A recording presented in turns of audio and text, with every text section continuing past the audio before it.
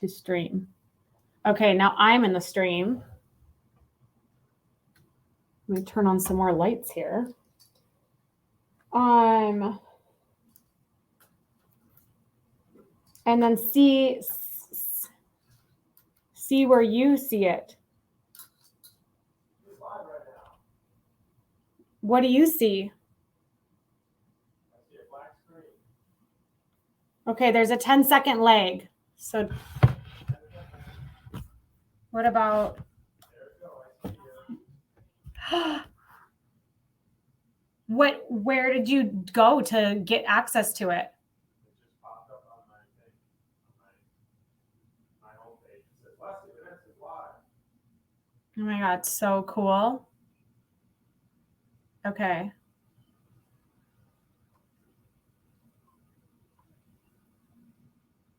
Very cool. All right, we're standing by then. We're standing by.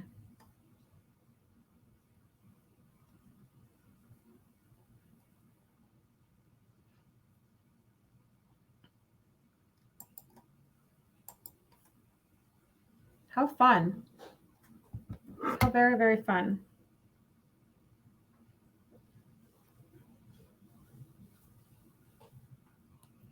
That's what it looks like for me. There's a lot of shit in the background just piled up. That's why I came in here. Oh, can you fix it?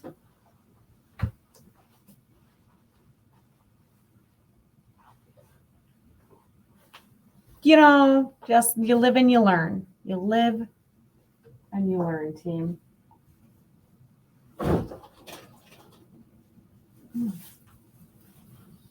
Great. Great. It's happening. Oh, not now. Oh, thank you, phone.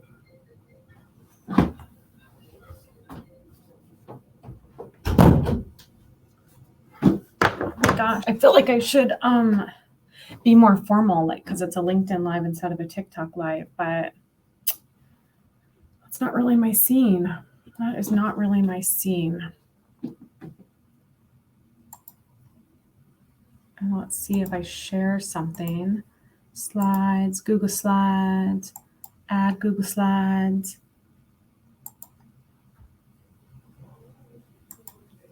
Let's see what happens here. Just kind of learning along with me, team. Select.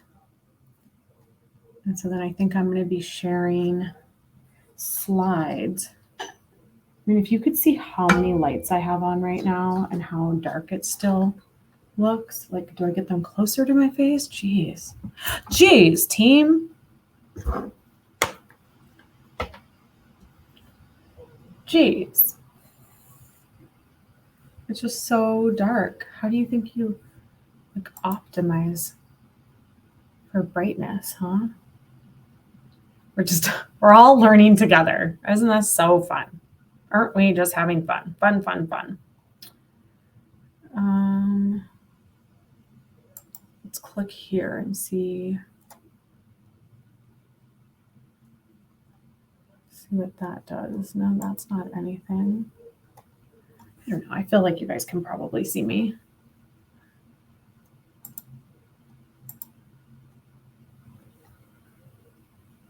If I add to stream, sales team builder times business book club. And then I can.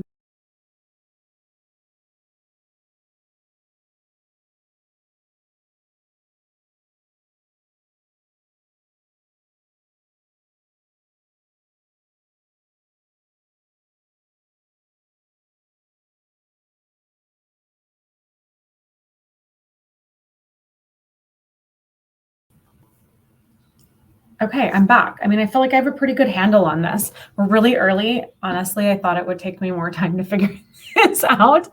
But I feel like we're doing a pretty darn good job. I would like love for people to drop in the comments where you're joining us from. That would be good to know. And also whether or not you've read the book. And if you've not read the book, totally not a big deal at all. You don't need to have read tech-powered sales to get value out of this. And I'm going to share this deck that I made afterwards. So don't sweat it if you've not read the book. But yeah, drop into the comments and let me know if you have read the book or not and where you are joining us from, please.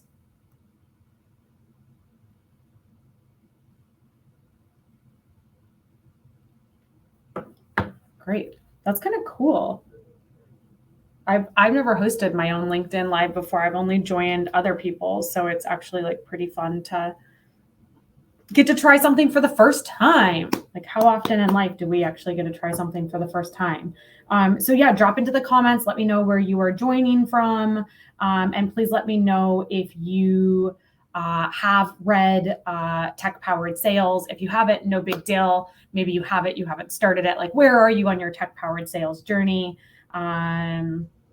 We're in snowy Colorado at 0 degrees today. Yuck. That's yuck. That's yucky. I hate that for you. It was actually beautiful in Chicago yesterday. Like, I want to say it got up to like 45 or something. Like, it got really, really nice. It was such a treat. We were able to have, like, I have a window here. You can not really see it, but kind of had the window open all day and had the door to the balcony open all day. So there's a lot of fresh air coming in. So that was super, super, super nice. So I started this stream really early because I thought it was going to take some time for me to figure everything out, because it's my first time using the third-party streaming platform. It's my first time hosting a LinkedIn Live. I feel like I actually got it figured out a bit faster than I thought I would. So we are going to give it a little bit of time. We'll wait till 5 to get started. I actually have a guest that is also joining me at 5, Patrick William Joyce. So want to give him a chance to join as well. But while we're waiting, please drop into the chat. Let us know where you are joining from. And then I'm super keen to know where you are on your journey of reading tech-powered sales. Have you finished it? Have you just started? Are you halfway through? Did you pick it up and, like me, realize that it was like the densest book ever, the densest book I've read maybe since college? It took me like 6 weeks to read. Like, it never takes me 6 weeks to read a book, but this bad boy is dense. That's why I created these slides to support. And so the slides have some, aha moments in them, some, kind of like fun facts, some top takeaways, some questions that I'd love to pose to you to see what your thoughts are. Yeah, cool, Kevin, that would be amazing. It's my first time doing a LinkedIn Live. I'm running it on my TikTok Live as well, which I have a lot more experience with. So if you see me looking down here, or if you see me looking up here, it's because I'm doing dual lives, because unfortunately, TikTok does not have any integrations for it doesn't have any integrations for third-party streaming apps. You can like stream native in TikTok, but you can't stream anywhere else, where like StreamYard, which is the third-party platform that I decided to use, can go to Facebook, which I don't have that, but the possibility is there. And it can go to like Twitter and maybe Twitch and YouTube. Like, it has a handful of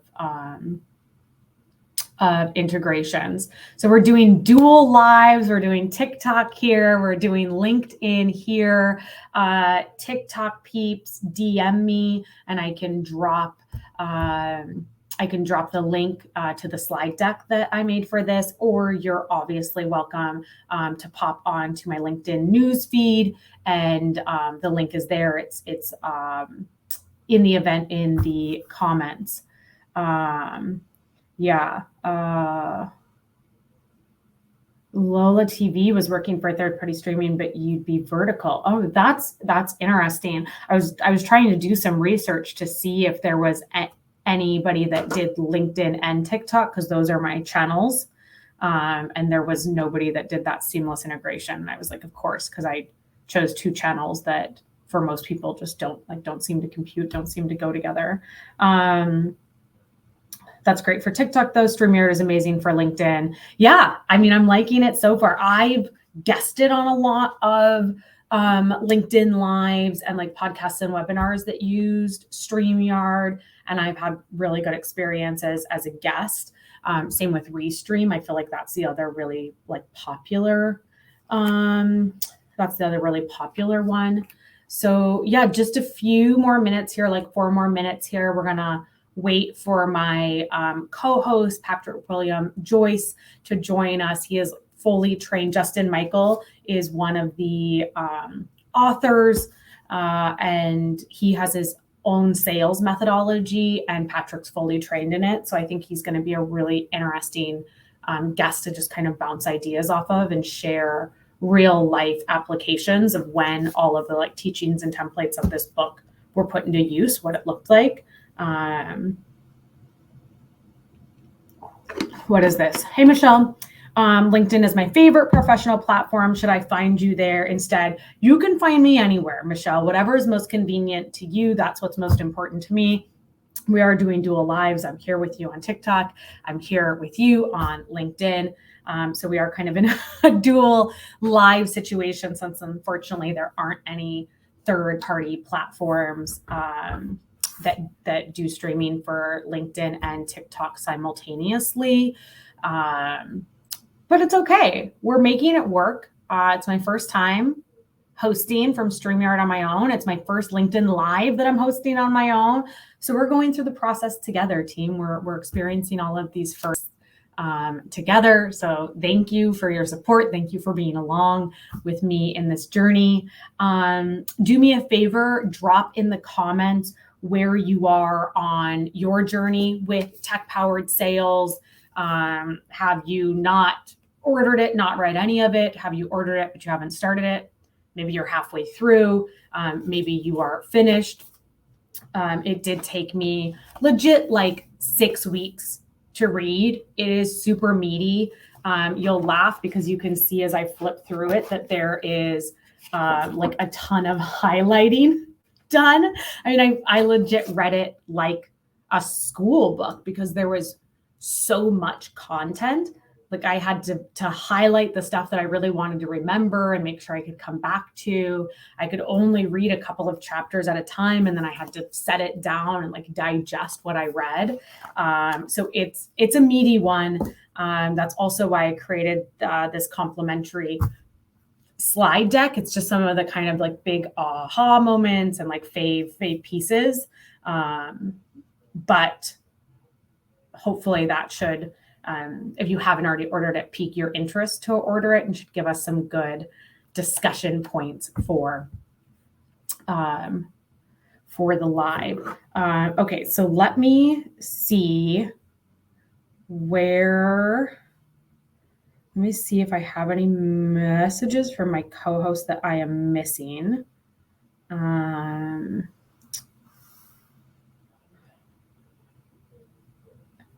Nope, we're good to go. He is on his way in to join us. So while he's waiting to join us, maybe I'll just tell you a little bit about Patrick. So he is, we were in the GTM games, the go-to-market games together, which is something that Justin, one of the authors, hosts. He absolutely smoked me. Like absolutely smoked me. I got eliminated. He went on to win. He's fully trained. Justin Michael, the author, has his own sales methodology based on, his career in B2B sales, based on past successes, and certainly based on what he learned while putting together tech-powered sales. And so Patrick will be able to share like some of the insights of what it's looked like to put these learnings into practice. And right now he is the head of sales development at Sapling. He just started that 2 months ago. I know he does some stuff on the side as well. But prior to that, he was at Tidal, which is a like outsourced BDR SDR company, which I know that people have had really good experiences with. He was the VP of R&D there. So he should be joining us any second. I know he's just coming out of another meeting, but I feel like we can get started. Like between TikTok and LinkedIn, we have about 20 people online. So this is really exciting. Let me scroll through these comments. Yes, Kevin, thank you. For my TikTok people, you can find me on LinkedIn at Leslie Vanette. For my LinkedIn people, you can find me on TikTok at Sales Tips Talk, plural. Really should have pronounced it a few more times before I settled on that handle. But it's too late now. It's 30,000 followers, too late now. Okay, so who else do we have here? Great. Yes, Michelle, please connect with me on LinkedIn as well. We can connect everywhere. Erin, hello. How are you? So nice to see you. Heather, hello. How are you today? Happy Tuesday to you as well. Awesome. So we have a really good crowd. Yeah, like 20 people between TikTok and LinkedIn, which I got to admit is kind of more people than I thought were going to show up for my first book club. So I'm feeling pretty good about myself. And as always, I like deeply, deeply appreciate your support, and I appreciate you showing up for these conversations. Emma, hello. How are you today? So Patrick is going to be joining us shortly. So please drop in the chat where you are on your journey with tech-powered sales. Have you not even started it? Are you halfway through? Have you finished it? Curious to know that. And let us know where you are joining from as well. I mean, this is such like a great group. Sales mechanic, hello. Yeah, this is a really, really great group. So the business book club is something that I decided to do at the beginning of the year. It's kind of always been in the back of my mind as something I'd like to do. I love, love, love reading. I try to read one sort of business sales book a month, but I'm a voracious reader of fiction. I love fiction. I love historical fiction. I have a real weak spot for Agatha Christie, like say what you will about me. I also love high fantasy. Like I love reading. So I saw a ton of people at the beginning of the year posting that reading more, specifically reading more like business sort of sales type of books was on their 2022 to-do list or resolution list or intention list, whatever you want to call it. And so I decided, hey, let's do this book club. So this is session 1 with Tech-Powered Sales by Justin Michael and Tony Hughes. Really interesting book. And the reason that I wanted to start with this book is because I feel like an understanding of tech-powered sales, of the sales tech stack, of your technical quotient is like table stakes. It's a must-have for the modern seller. It is, I can say without a doubt, the most well-researched sales book that I have ever read. Like maybe the Challenger books are close, but like it is wild how well researched this book was. So tech-powered sales, achieve superhuman sales skills is what we're going to have a discussion around today. The authors are Justin Michael and Tony Hughes, so definitely make sure to follow them on LinkedIn. Tony wrote a previous book called Combo Prospecting, and it was based on Justin and Justin's methodologies. And I think just overall, Justin has a really unique perspective. Like he just doesn't go with the echo chamber that is mostly LinkedIn. He really puts out, I think, some opinions and some perspectives that aren't as common and are really thought-provoking. So let me, joining from Ireland. Emma, what time is it in Ireland? Oh, and it looks like we have Patrick here. Let me add him to the stream. I think I have him in. Yes, Patrick, are you with us? Hey, I think that I am. Yay. Oh my gosh, we're doing it. I started way too early because I thought it was going to take me more time than it did to like get everything set up and get us live. But that's not been the case. So we're live here on LinkedIn. I'm also on the side. Oh, and we lost him. We'll see if he comes back. Running TikTok. So let's see. Okay, so we have hello from Ireland. Only the first few pages. Awesome. Happy to know you have the book. Aaron from North Carolina. Hello.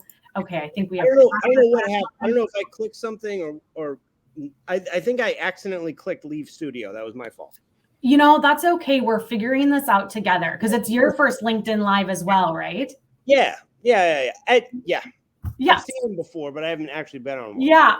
So we're doing it together. It's the first session of the Business Book Club. It's your first LinkedIn Live. It's my first time hosting. It's my first time using StreamYard. A couple of people have dropped in the chat to let me know it's their first time joining a LinkedIn Live. I don't know how many people have simultaneously streamed a LinkedIn Live and a TikTok Live. I'd assume not many. So I feel like we're just checking off a lot of the first. We're breaking trail here. We are. So what I was sharing before you joined was a little bit of the background of the book and of the authors. I've shared that it legit took me 6 weeks to read, and I have it's all highlighted because it was just so meaty and so dense. So dense, yeah. Yeah. I read it like a college textbook versus like a, quick kind of normal sales book read. Yeah. So yeah, absolutely. So like maybe we'll start with, because I created a couple slides. I don't know if you can see them. I can. Yeah, I can see that. Yeah, cool. And this deck is available to everybody afterwards. And hopefully it will give everybody that hasn't already purchased the book a little bit of extra like food for thought and incentive to read the whole book, because even the templates and stuff that are in there, it's like, how did I buy all this for only like $19 or whatever the cost of the book was? But I think a good place to start is defining what technical quotient is, because that's a really core part of the book. Did you know that was the original working title? Like when the manuscript was out, it was originally called TQ. That was the name of the book. Not know that, Patrick. That is not a very sexy title. That's why the publisher changed it. Oh, that's really interesting. So, I mean, I just love to hear your take on TQ and why it matters.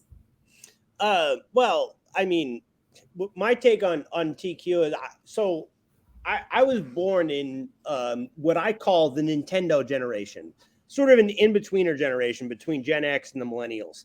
1985, anyone that was born in the mid 80s, from sort of like, 82 to like 87, it's like this weird in-betweener group of people that grew up with the technology. So like we're seeing the circulars come in with the Sunday paper, which like doesn't even exist anymore. When I was a kid, like the telephone was attached to the wall with a cord.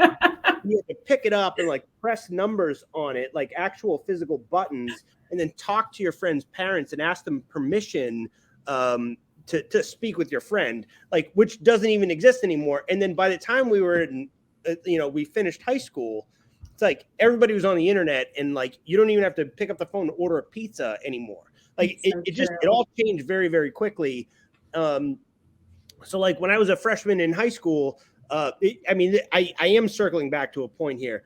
When I was a freshman in high school, I worked on websites, HTML web projects on GeoCities on Yahoo, and then that's ancient history. By the time I graduated, right? Like everybody has a cell phone and sort of like the web, server side applications, and the web's moving very quickly, and graphics are elevating week over week over week. So I pretty much didn't have a choice but to be very technologically proficient. And I think like everybody that's sort of in my generation, in that Nintendo, I call it the Nintendo generation because the Nintendo came out the year I was born.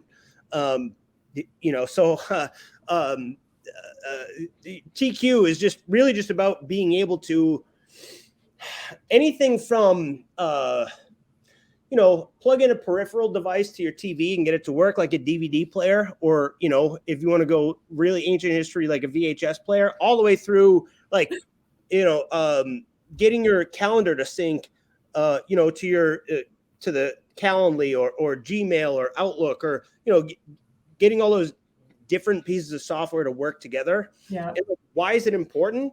Well, it's the only thing that is going to be able to differentiate you as a sales rep. Like the people that can do that are going to have an incredible advantage over the people that ignore, what the outcome might be without it. Yeah. Like the reps that are tech enabled that like can leverage those things are going to vastly outperform the ones that do not. Oh, absolutely. I mean, I'm first and foremost also an elder millennial. So I really get I really identify with everything you're saying. And like, I feel that, yes, like we did grow up with the technology as things like AI and ML came on the scene. We were kind of experiencing that evolution as the tech was evolving. So yeah, that's so true. And I think like even in my own career, I've like watched the access to automation fundamentally change my ability to be effective as I sell. And I don't drop in the comments if anybody else did this, but I mean, I used to run my sequences and my personalization from an Excel doc into a mail merge on Outlook. Yeah. And now we have tools like Outreach or Salesloft or whatever you're using, that you can set it up. You can actually see what all the clicks and replies and opens. I mean, it's just insane. I guess to sort of like bring it full circle, like the present day, like what I was talking about, like it's one thing to be able to use Outreach, right? But then it's another thing to be able to understand how Outreach connects to Salesforce and what that actually means for the business outcome of the activities that you're doing every day. Mm-hmm. Like those are like two different, we're talking about like one of them is like using an app, and then the other one is understanding how that application ties into the larger business process that impacts the entire revenue organization. Yeah, it's so true. One of my favorite parts of the book, there's a piece where Justin and Tony outline like table stakes tech stack. Where is it? It's page 20, 21 and 22, where they outline like what the table stakes tech stack is and like why each piece of it matters and how it complements one another, and then what's like the advanced tech stack looks like and how every addition you make allows your team to level up and better do the work that really matters, which is selling versus all of the adding notes to Salesforce and updating your tasks and calendaring things by hand. Yeah, I really love that. So we have quite a few people jumping in and joining us. I'm so jazzed to see all of you. Jeff has already finished the book. That's amazing. Jeff, drop a comment and let us know what you thought. It looks like Kate is 58% of the way through the audiobook and loving it. Michelle, welcome. We have quite a few people over here on the TikTok as well. Another person saying they are also an elder millennial, and a few folks saying that they are a couple of pages in. So welcome, everybody. Thank you for joining Patrick and I. So Patrick, we kind of jumped right in. For folks that were on early, I gave them a bit of your background, how you absolutely like smoked me at GTM games and I left like with my head bowed low, how you came from title, you're in a new head of BD role at Scaled now. But do you have like a big picture bio that you can share with folks who maybe don't know you already? Yeah, I guess where I'll start is the GTM games. My claim to fame in sort of on the dark social circuit is I'm the only person to have lost the go-to-market games 5 times. Okay, that actually does make me feel better. I've never actually, I've been on a couple of times with Justin, and I've never, I made it to the finals once, but it whatever, it's all good. I guess a quick flyby of my career. I started out. I was actually a high school math teacher when I first got out of college, and then I got a job in insurance. I thought I was going to become an actuary, which are like sort of statisticians that is do statistics for insurance companies, basically. So I started doing work in that vein, but then very quickly realized that the brokers, the insurance brokers, the people that were selling the policies were making a lot of money. And it seemed like I could do what they were doing, but they would probably have a hard time doing what I was doing. So that's why that's like how I got into sales. And then insurance is a tough industry. So I got into tech pretty quickly after that. It sort of came into play in this haphazard way. Sorry. And then you have a connection to Justin. How did you and Justin meet? Because he had shared with me when we were chatting, and I was preparing for this, that you're fully trained in like the Justin Michael methodology. So how did that come about? Yeah. So super interesting. I got into tech sales. I did some top of funnel, like BDR, SDR type work for probably about 5 years. I want to say like 3 to 5 years. I was in those like individual contributor kind of roles. And then like towards the end, I reached out to Justin because I can probably put it side by side. It seemed like he was one of the people that actually knew what he was talking about. Mm-hmm. So I reached out to him to coach me, to mentor me. And so that's how we actually met. So I was in that like just on LinkedIn or how? Yeah. Just on LinkedIn, I grabbed his email address. I hammered him. I called his cell phone. Like I went after him like as though I was like trying to open an account or something like that.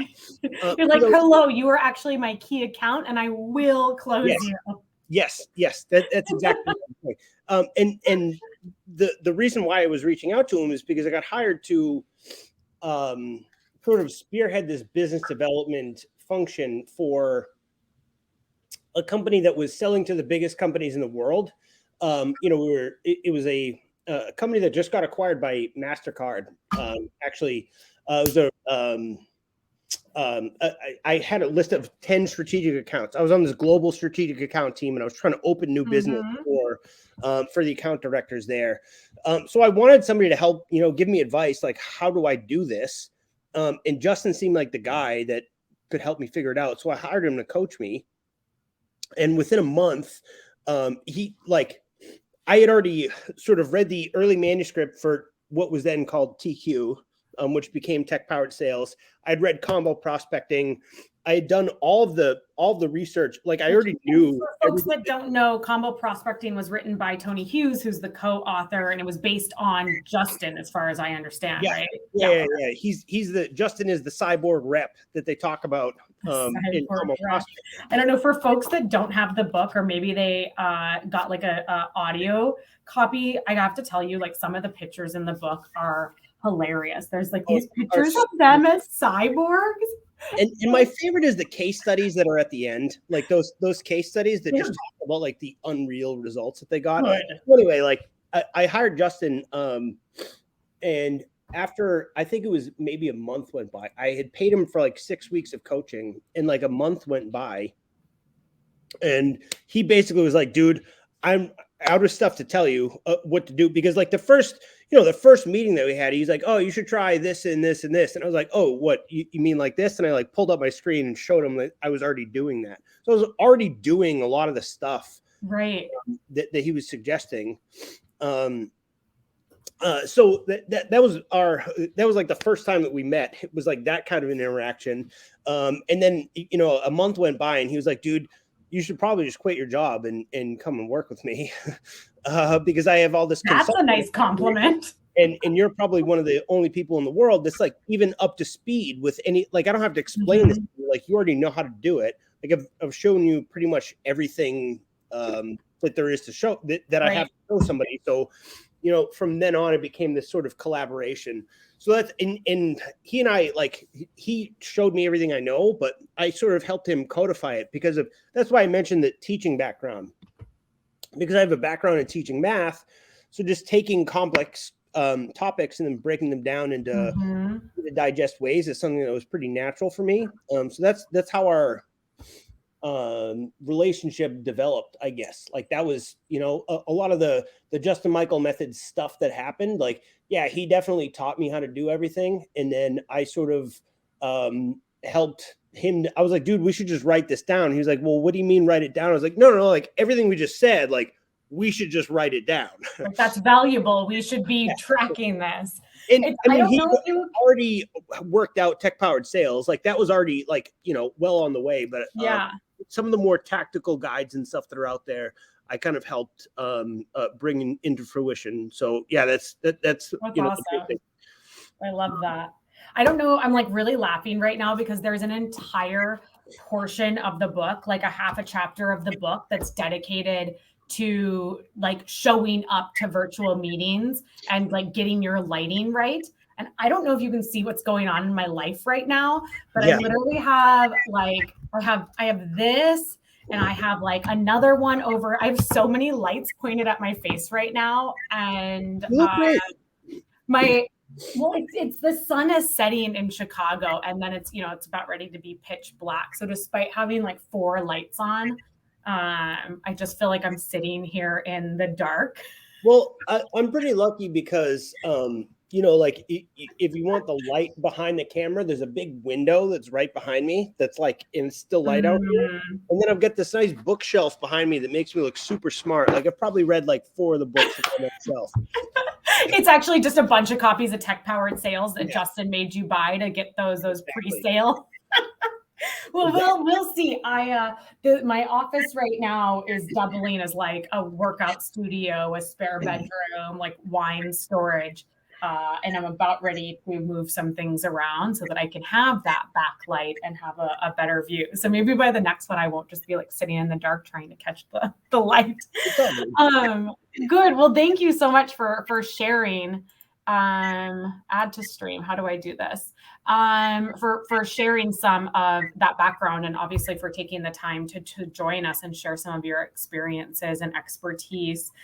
We have a few more folks that have joined over on the TikTok. Greg, I don't know how to pronounce that. He's from a place in Wisconsin that looks like it's pronounced Oconomowoc. So welcome from there. Yeah, welcome from there. So we are live on TikTok though. Is that true? Yeah. You want to see? I happen to have a TikTok channel that I would love to promote if I could do that. Yeah, you can look at TikTok. TikTok can look at you. Tell everybody your handle. It's at PDub the Joyce. PDUBTHEJOICE at PDub the Joyce. At PDub the Joyce. You'll see a bunch of me playing the guitar. Well, we at the end of this deck that I'm going to share, I have like a homework, like follow us slide to remind me. Okay. And I'll add your handle to that as well. So like I had said, when I was reading the book, like I literally read it with a highlighter in hand. And I was going through reading it more like a textbook. And so I pulled out some of the kind of like fave facts that they collected through their research and their conversations and some of the kind of aha moments. And a few of the kind of fave facts that really resonated with me, I shared on the screen. So I'd love to hear from you if some of these were also your like, wow, that is a really powerful sort of statistic piece of the book, or if it was something else. And certainly from the folks that have joined us on LinkedIn, on TikTok, drop it into the comments, which one of these facts like really speaks to you. Yeah. So just scanning these really quickly, I think that was supposed to say 20 to 30% accurate. Like, what does it say? Oh yeah, just $sign. A little subconscious there, huh? Well, yeah, but yeah, no, that is the most important stat that's on there. Yeah, this is actually one of the more interesting points, and even in my role as like head of sales development at Sapling, the first thing that I'm I'm trying to correct is the data acquisition piece of it. Mm. Like I did an interview with Justin where I asked him actually 2 times, like if you had a limited budget and there was only one piece of technology that you could spend money on, like what would it be? And I was looking for him to give me like a piece of software or something. He said, actually, it's the data. Like you need to have strong data, because if you have a list of phone numbers that you know are accurate, that's like way better than any piece of software that you could ever buy. Right. Like, what are you going to do with Salesforce and Groove and SalesLoft and XYZ if the data that you're putting, like garbage in, garbage out? Yeah. It's the most important thing. And just to double click on that, like all these vendors, you know, despite what they claim, like they're mostly, especially if they have a wide audience, at best they're 90 days out of date. They update quarterly. Mm-hmm. That means that, I mean, like, you know, you're paying for Zoom Info. It's giving you data that happened 3 months ago. That's so true. A funny debate / like knockdown drag out fight that happened in my last head of sales role was about territory allocation, because it's a global company, global territory allocation. And the other regional head of sales said that it should be based on location of the chief procurement officer based on Zoom Info data. And I was like, the amount of things to unpack from that sentence is like just shows such a lack of understanding of how territory should be run, but also just of that data quality piece. And maybe if we had a team in-house that was cleaning that data taken out of Zoom Info like all the time, so that we knew it had been hand cleaned, or something Justin calls out a lot in the books is leveraging virtual assistants that are based, offshore, then maybe. But I was just like, oh my God, like to your point, I didn't know it was 20 to 30%, but I was like, the most accurate data I feel like I've ever seen is like 75, 80%. Yeah. And if you get a VA to scrub it for you, it can be up to 98% accurate. Yeah. And this is not something that's just unique to elite sales reps. This is like elite software companies do this, like Microsoft. Microsoft has like entire offshore teams that are doing nothing but scrubbing data for them. Yeah. And when you talk about territory allocation, like when you're carving territories, a lot of times what you see in these like mid-market SaaS companies is like basically like well-educated guesswork. Right. You know, testing hypotheses and sort of like iterating over and over again, and the years go by and like they get stronger and stronger. But what you see at the highest level, when these territories are created equitably, is you see a combination between like a top-down approach and a bottom-up analysis. You know, so there's like this top-down number you get from finance. You're splitting the quota. You know, all of these like go-to-market motions are somehow in sync together, right? Like you have a quota that gets allocated amongst the reps, but then you also have this bottom-up analysis where, okay, well, these are the geographic territories that we have, or these are the revenue bands that we can go into, or these are the different, you know, verticals that we can sell into. And this is how much propensity is in each one. So there's this sort of like this one way that I've heard it described by the CTO of a company called Fullcast.io that was founded by a former Microsoft executive named Dharmesh and the VP of go-to-market planning from Salesforce.com. His name was Bala. Bala calls it the philosophical horse trading that happens. Philosophical horse trading. Because Salesforce is a company that's like, they've got 3,000, 7,000 reps, you know, they've got thousands. Right. 1,000, yeah. And they're like really, really dialing into these territories and trying to give each of their reps like an equitable, a patch of accounts that they're assigned, that they have like a certain amount of propensity in to actually hit that revenue number, instead of just, you know, the sloppy sort of easy answer is to sort of just right. like draw a weird line around it. or like take a number you have from finance and triple it, and then like you know, the quota down that way, and then like we'll definitely get there, but like you're gonna burn out a bunch of your reps. Yeah, I'm actually like Pavilion, that used to be Revenue Collective. I'm in the CRO school right now, and one entire session like a week or two ago was just on forecasting, and that was the exact conversation. A couple other people have hopped into our TikTok. I'm actually looking for SaaS sales opportunities in the financial sector. Matt, that is hyper specific, but I hope that you are networking with people on LinkedIn and following the types of companies that you want to work at.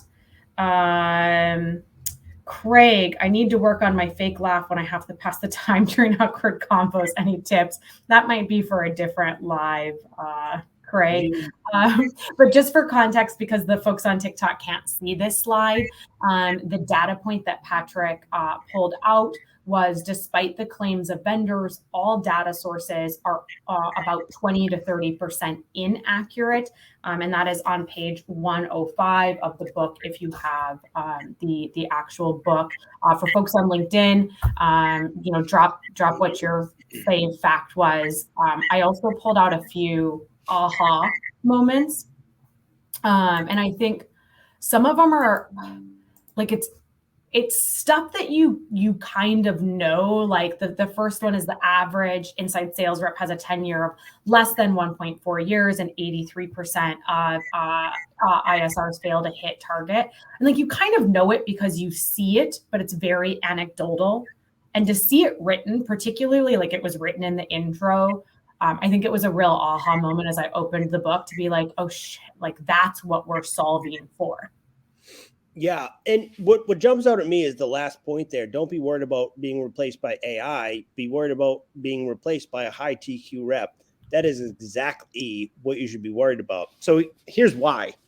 If you hire a team of 10 that is executing against an inefficient process, but then one of those people actually has identified a bunch of the inefficiencies and then starts like 10xing the output of the entire team, well, guess what?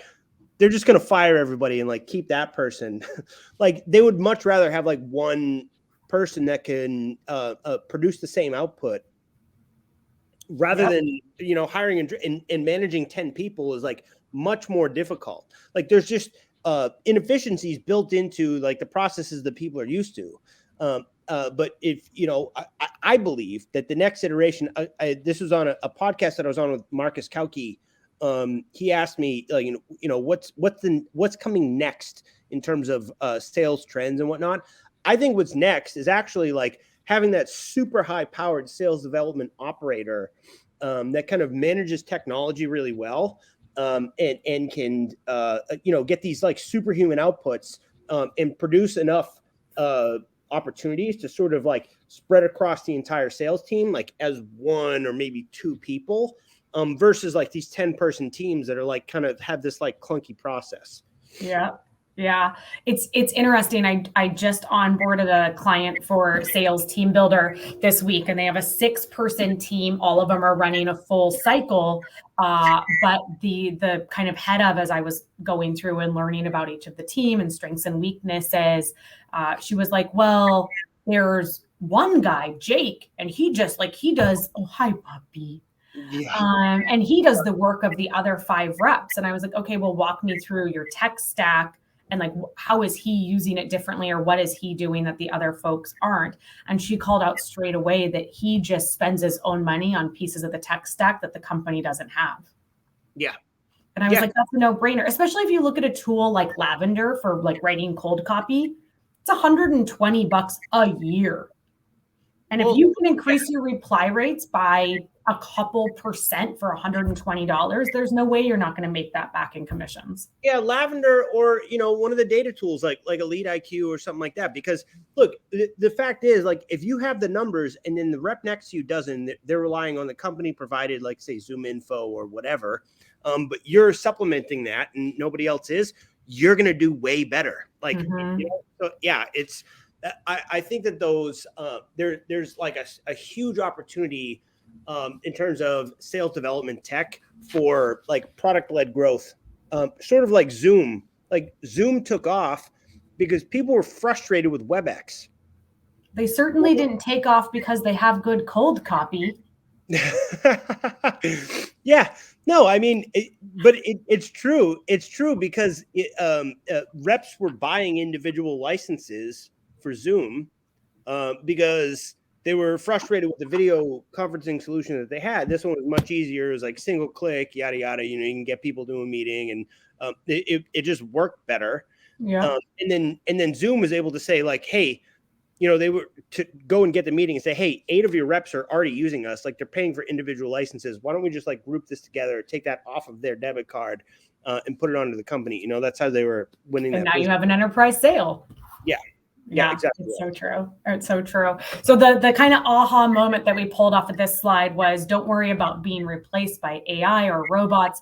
Be worried about being replaced by a high TQ rep. If I had to guess, if you are showing up here on LinkedIn, on TikTok, to a conversation about tech-powered sales, you're probably going to be the rep replacing other reps who aren't the sort of modern sellers who are staying, you know, at the top of their game when it comes to tech stacks.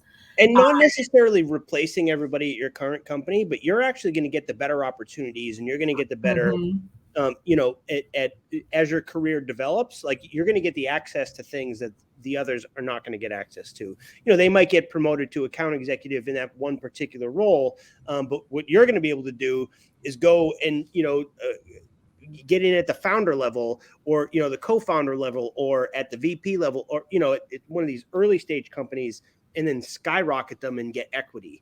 Yeah. Like, you know, you're going to get access to that stuff when others are not. Yeah, you know, one of the sort of calls to action that I have at the end of the slide deck, that's something that Justin and Tony put in the book as well, is to get certified on as many platforms as you have. And I think the kind of like access to understanding and training on tech stacks was something that I had a hard time digesting at first. Like I came up in a like not very sexy tech stack environment. And it did really hold me back from being able to get the types of opportunities I wanted, just in terms of other sales jobs, not even like, you know, founder equity type roles. You know, granted, this was like a decade ago. And so things like Sales Loft and like the level of free HubSpot trainings and stuff, those didn't exist. And like if the company you worked for wasn't willing to invest in their tech stack or wasn't willing to train you on their tech stack, you were just kind of screwed. So like I cannot encourage folks enough to go out and take advantage of the tons of free training out there that can help you get certified and can help you understand pieces of the tech stack, even if your own company isn't using them, or even if your own company isn't investing in the training. My God, your dog is like taking over the live. He's taking over the live stream. See, he's like bothering me. He's like, hey, dude, I'm not on camera. Oh my gosh, you're so cute. What's his name? Charlie. Charlie? Yes. Hi, Charlie. Yeah. Oh, such a good boy. Oh my gosh. Charlie, just take it from here. We don't need Patrick. Charlie writes my best emails. Honestly, like the stuff that comes out that like ends up winning, like it was all him. And we have a comment here from Michelle. I'm going to try a new feature. I think I'm showing it. Can people see it on the bottom of the screen? Look at me learning how to use new technology right here live on a live stream. Look at that. That's cool. I'm doing it, Patrick. But yeah, comment from Michelle. It's even overwhelming in specific industries. Event tech stack is huge. Having spent a ton of my career in the event space, I can absolutely validate that, Michelle. It's like all of the normal tech stack you need, plus all of the event specific tech stack you need. And when you're using technologies like Cvent that make you want to pull your hair out, I wish you luck, Michelle. And quick shout out to Topia.io. They've got some event technology that's pretty cool. That's sort of merging stuff that's happening in the metaverse with like virtual events. Spell it. Topia.io. Topia. All right, I'm putting that in my browser too. I spend a lot of time talking about Web3, so you're right there. You're hitting me with the right type of research to do.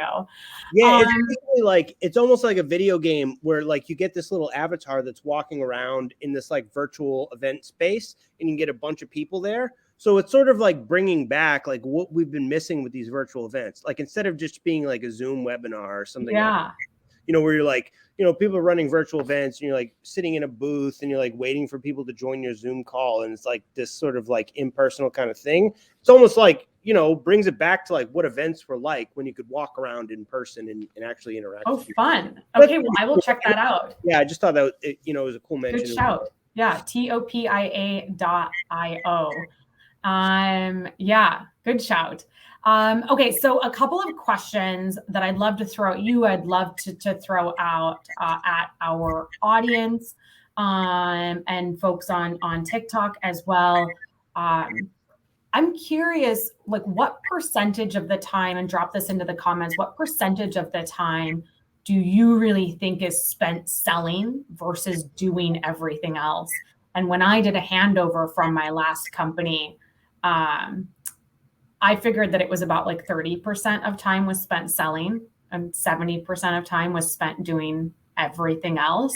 Like what's your take? And again, folks in the comments, drop what percent you think it is for you.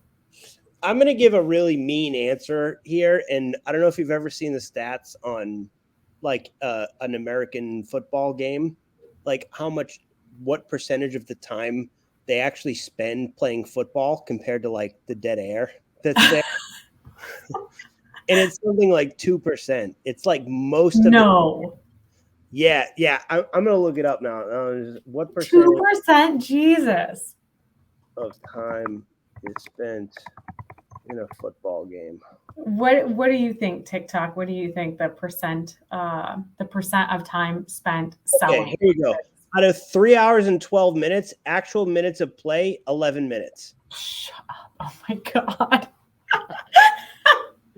That's a great analogy though. As a percentage, that's what it feels like anyway. Oh my gosh, that is a great analogy.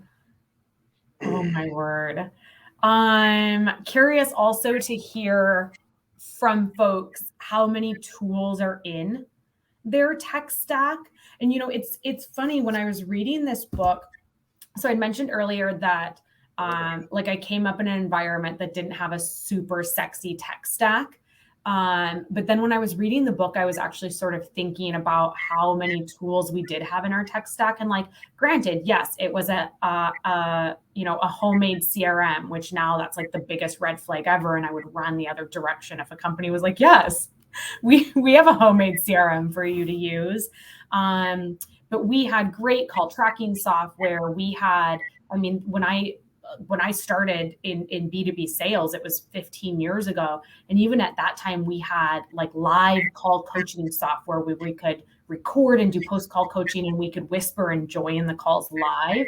And then I talked to other people and I realized that like 10, 15 years ago, like they did not have it. Nobody really was doing that until like, the gongs were on the scene.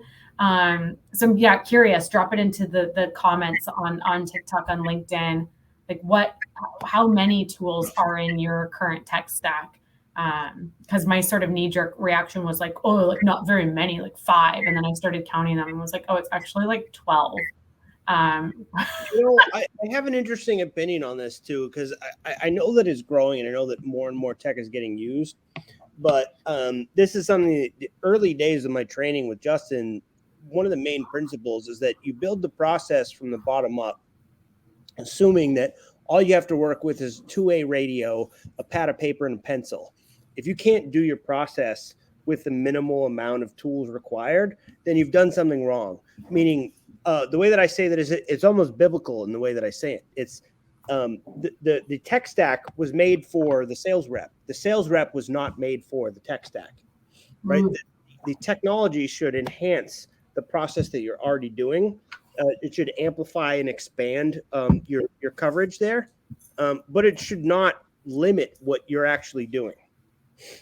If that makes any sense. No, it does. It does, and I think in a lot of ways, like a great example is there was a company that I got headhunted by last year, and so I reached out to a couple of people on LinkedIn that already worked there to be like, hey, like tell me a little bit about the tech stack, like tell me what's going on. And one of them sent me a screenshot of their tech stack, and it was like 40 something tools. And it was like, at this point, it's honestly kind of burdensome. Yeah. And I was like, yeah, like how can you possibly integrate all of those tools into your daily workflow without it not like taking more time than it buys you back. So I totally hear what you're saying. Yeah. Yeah, definitely. Yeah. I know we're almost at time here. We're already at 5:45, and I started a little bit early, so I might skip these last questions. But for folks in the chat, or for folks that are watching this later when it's on demand, drop your replies to these questions so that other people can see your answers and sort of learn from what's going on in your organization. I think one question that I'd love to ask you, and I feel like somebody else has probably already asked you this, but like, what's that one piece of automation that you wish you had that you don't? Or like, what's that next piece of automation that you want to see somebody invent, or next sort of, like ML piece or AI piece? That for me, the number one thing would be like in call, like a guided selling piece, some sort of like a heads up display, like when I'm on a call, either I'm on a call that's connected through like a sales engagement platform, but then that SEP is sort of like listening to the call in real time and then telling me like, did you ask this question? Oh, you're talking too much. Or make sure that you get to this point, or they've identified that pain point, or ask another question here, double click on this, sort of like helping to guide the rep along the way, almost like a live call coaching would do, where you can listen in and then speak into the ear. I feel like it's well within the realm of possibility to come up with some kind of a technology that does that. I think that would be the thing that could happen. So like a next level SEP. And for folks that don't know the lingo, an SEP is a sale engagement platform. And going back to page 22 of the book, some examples are Outreach, SalesLoft, Ring DNA, Groove, like Apollo. So lots of SEPs. Ample Market, I actually got to meet their founders last year, and that's a cool. Ample Market's really cool. Gong is really cool too. Gong is very cool. Gong was happening live in real time on the call through the sales engagement piece. I feel like that would be incredible. I feel like there was a part in the book that was talking about like what that evolution could look like if it's like, hey, don't forget your prospect actually mentioned this priority 15 minutes ago and you haven't dug deeper into it. You only have 10 minutes left on the call. We suggest you ask them this question. Yeah. And I mean, on a scheduled Zoom call or, video call or whatever, like that's one thing. I even mean on the first cold call also, like that's listening to my phone call and is like prompting me to make sure that I get to these certain qualification points so we can book them right into a demo without having to do a separate discovery. Like that would be killer. That would be cool. I'm picturing like old school qualification checklists that I used to like have my reps do on a piece of paper. And like they'd have to check it off and be like, okay, well, when is the confirmed follow-up call? Like, what is the job title they're reporting to? But being able to have that fully automated and have those prompts. Yeah. Okay, I'm on board with that. Yeah, that'd be cool. Let's just invent it together and get rich and retire. Hey, I mean, the IP is there. We just put it out there. Anybody listening to this, like you can go and invent this and just tag me on LinkedIn or something. Yeah, that's right. That's right. Just don't forget Patrick and I. Oh, amazing. So what does it mean for people? And it sounds like a couple folks have finished the book, but I know a lot of the people that have joined us aren't quite there. These were two of my kind of big, like, this is what it means. The modern seller needs to invest in improving their TQ. Tech-powered sales estimates sales will be fully automated by 2055, which I was like, okay, that's like a pretty long runway. I'm okay with that. Something we already talked about, get certified in as many platforms as you can. That was a big one. And I thought something that was really interesting that I maybe wouldn't have thought of myself was that if we get really, really, really good at AI and automation, and we get too good at fooling the prospect with it, like it's too authentic, it's going to get regulated, like it's going to get red flagged and will require a warning label. So it's a real call to action to be an early adopter so that you get the full benefit of all of these new technologies.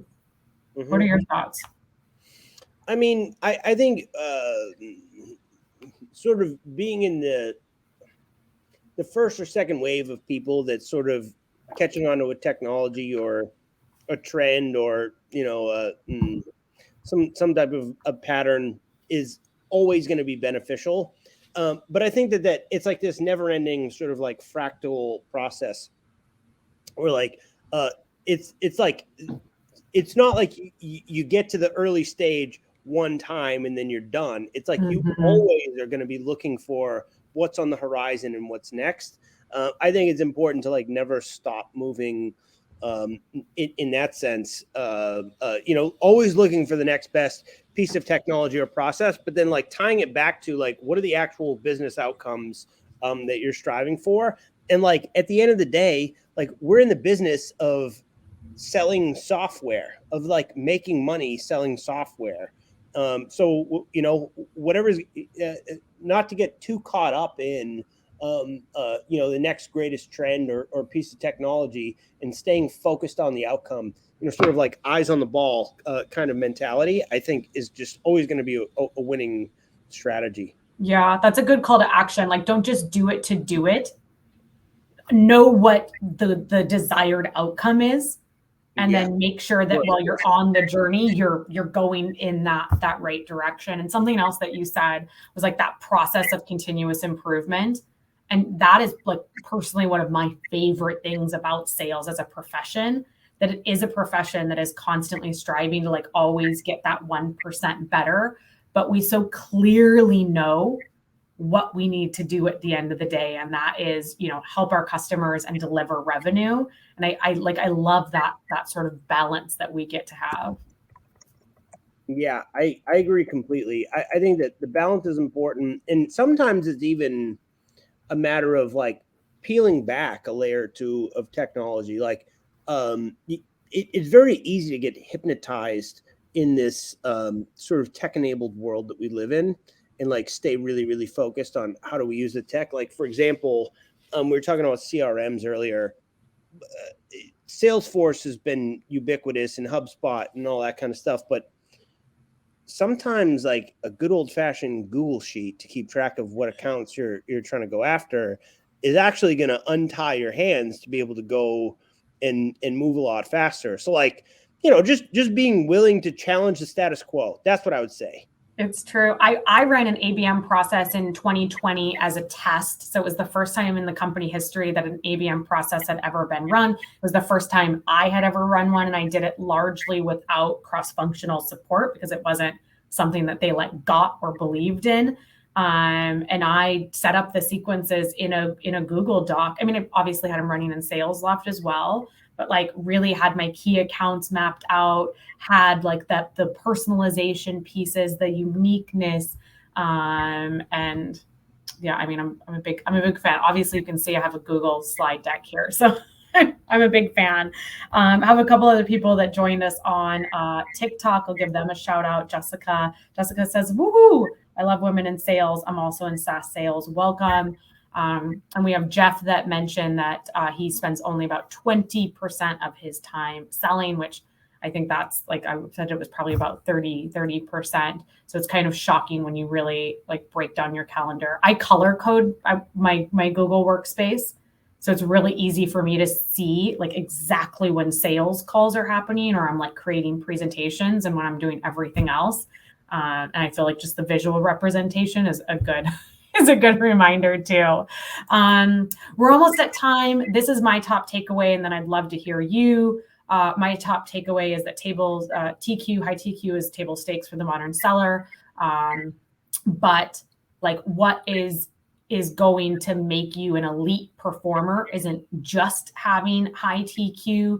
It is being able to still balance that high TQ with the human element. Like we still really need to make sure that we are not getting, kind of to your earlier point, not getting distracted by the shiny things and by like the next new thing, the next addition to our tech stack, and really digging deeper into the humanity of sales. Yeah. I think that is a valid point. Like, keep it human. But almost to play counterpoint to your point, like, on the other side of the token, my biggest takeaway was this. I don't know if you guys have heard of the 80-20 rule or the Pareto principle. Mm-hmm. There's a book out there called the 80-20 rule that to me was like super impactful. And what it comes down to is efficiency metrics. Like that's actually is what is going to propel you to be the most impactful sales rep, the most prolific sales rep, Yeah. is how efficient you are with each of the actions that you're doing. And for folks that don't know Pareto, the gist is that like 20% of your outcome or 80% of your outcomes are going to come from 20% of your work, right? Yeah. Like most of the input in any system is probably wasted energy. Like there's at most 20% of your input, just like you were saying, is responsible for at least 80% of your output. And it could even be stronger than that. It could even be 99-1. So it could even be 1% of your input was responsible for 99% of your output. So here's the quick example that I use is like, if I'm a sales rep and I do 10 sales calls, 4 of them go close loss. 5 of them are, $10,000 deals. And then one of them is $1 million deal. Right. Then I have $1,050,000 in revenue that came from 10 sales calls, but like most of it came from that 1 out of the 10. So like 10% of my input was responsible for like 99% of my output. What did I do to get to that $1 million deal? Well, let me just do more of that. Yeah. I mean, it's like kind of the concept of slow down to speed up. Like, why are we just banging out metrics? Are we actually taking the time to be like thoughtful and intentional about the right metrics and the right way to engage, or in this case, like the right way to leverage our tech stack to get the greatest outcomes with the least amount of work? Yeah. And that to me is what TQ is about. That's what tech powered sales is about. Like that was like the overarching sort of theme that like I had pulled from my time with Justin and working with him and reading through the text. Like that's what I got out of it. And I think that just sort of like plays counterpoint to this, which is like, yes, be human, but also like use your human mind to figure out like where the efficiencies are, where the inefficiencies are, get rid of those and do more of the efficient things. Yeah, I love that. I don't think they're mutually exclusive though. No, I don't think they are. I just think that it's like, what it would be remiss to mention one without the other. For sure. I think that's part of what made this book so special, is that it was like, use tech, which I think to a lot of people seems really impersonal, but it was like, use tech to enable you to do the more important stuff, or to use your time more wisely. And it's like, it's that nice compliment. Good. That was a great takeaway.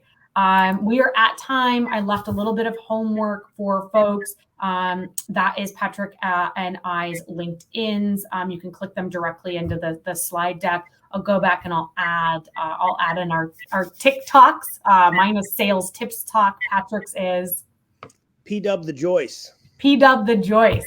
If you haven't already bought the book, go buy the book. I mean, I'm not kidding when I say it is the most well-researched book, the most well-researched sales book I've ever read. I don't think I've read anything like this maybe since like the first time I read Challenger.